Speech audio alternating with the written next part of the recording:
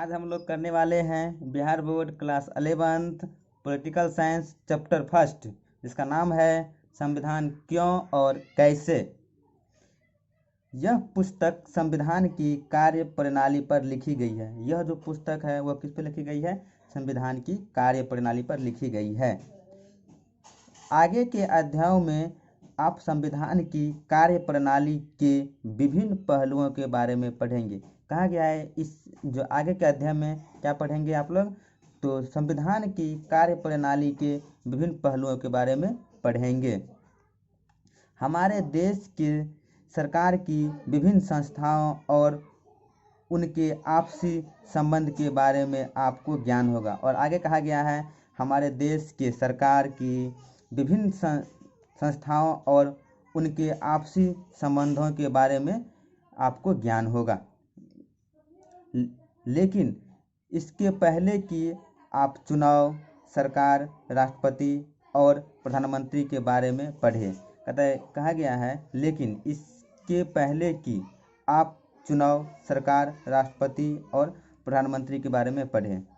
यह समझना जरूरी है कि सरकार के पूरे ढांचे और सरकार की संस्थाओं को नियंत्रित करने वाले विभिन्न सिद्धांतों की उत्पत्ति भारत के संविधान से हुई है।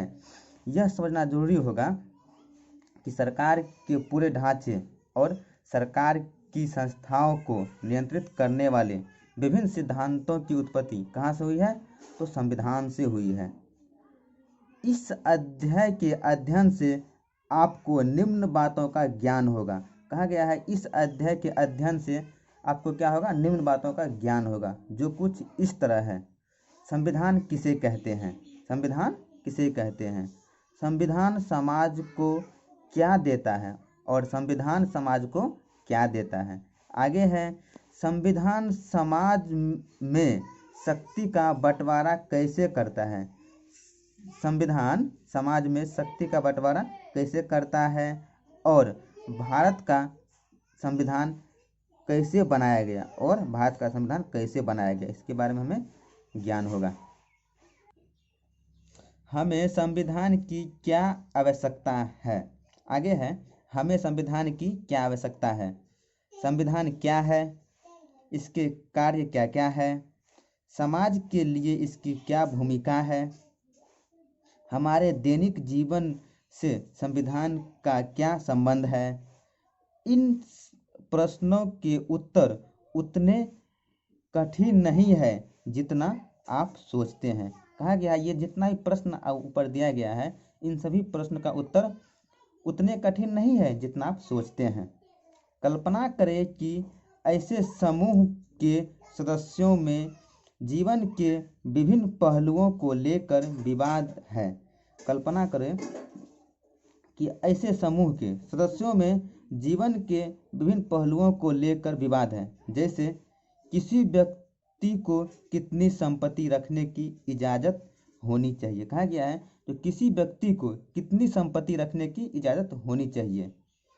क्या सभी बच्चों को स्कूल भेजना अनिवार्य है? क्या सभी बच्चों को स्कूल भेजना अनिवार्य है या यह फैसला माता पिता पर छोड़ देना चाहिए, या फिर यह फैसला जो है किस पर? माता पिता पर छोड़ देना चाहिए। इस समूह को आपसी सुरक्षा के लिए कितना खर्च करना चाहिए? और कहा गया इस समूह को अपनी सुरक्षा के लिए कितना खर्च करना चाहिए।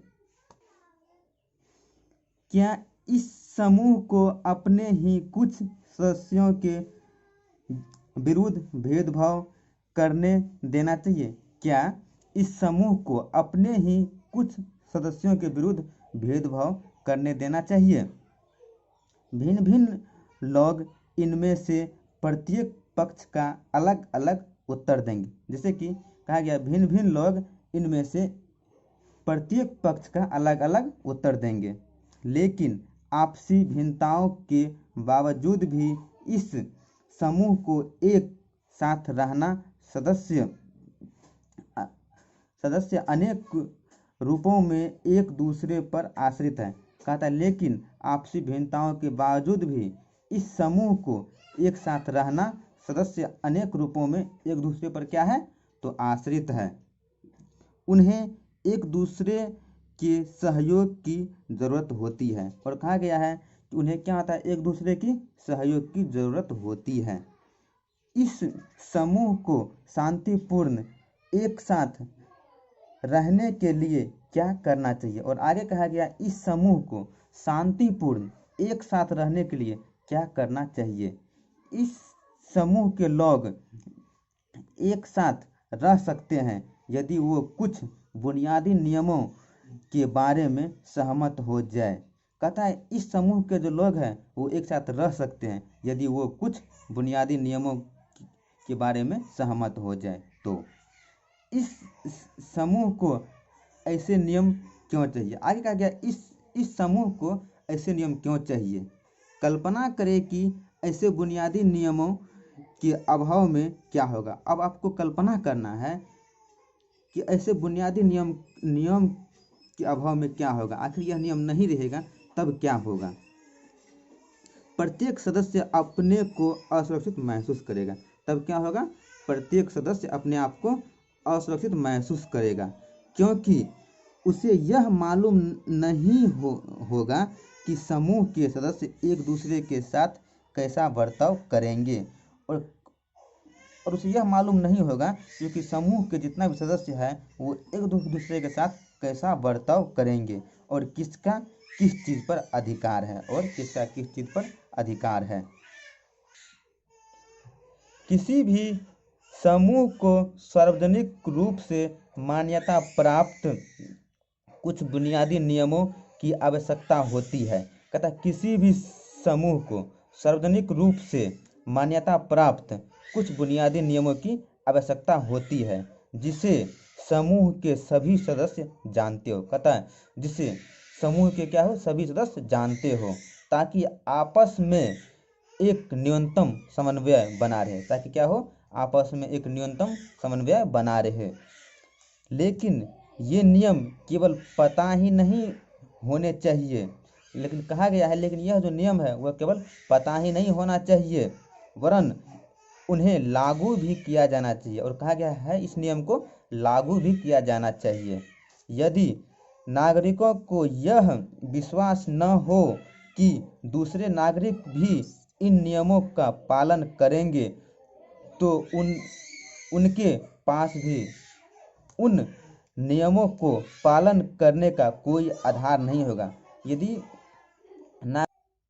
यदि नागरिकों को यह विश्वास न हो, यदि नागरिकों को क्या हो, यह विश्वास न हो कि दूसरे नागरिक भी इन नियमों का पालन करेंगे, क्या कि ये दूसरा जो नागरिक है वो इन नियमों का पालन करेंगे या फिर नहीं करेंगे, तो उनके पास भी इन नियमों का पालन करने का कोई आधार नहीं होगा। तो क्या होगा, उनके पास भी इन नियम का पालन करने का कोई भी आधार नहीं होगा।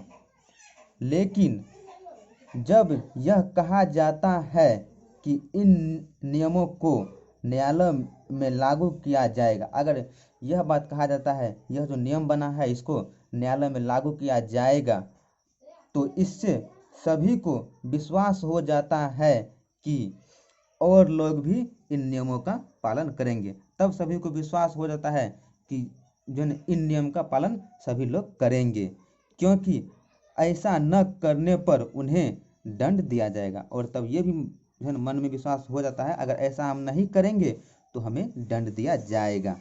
अब क्या है, संविधान का पहला काम यह है, संविधान का पहला काम क्या है, तो कि बुनियादी नियमों का एक ऐसा समूह उपलब्ध करना। संविधान का पहला काम यह है कि वह क्या करे, एक बुनियादी नियमों का एक ऐसा समूह उपलब्ध कराए जिससे समाज के सदस्यों में एक न्यूनतम समन्वय और विश्वास बना रहे, जिससे क्या हो, समाज में एक न्यूनतम और समन्वय बना रहे।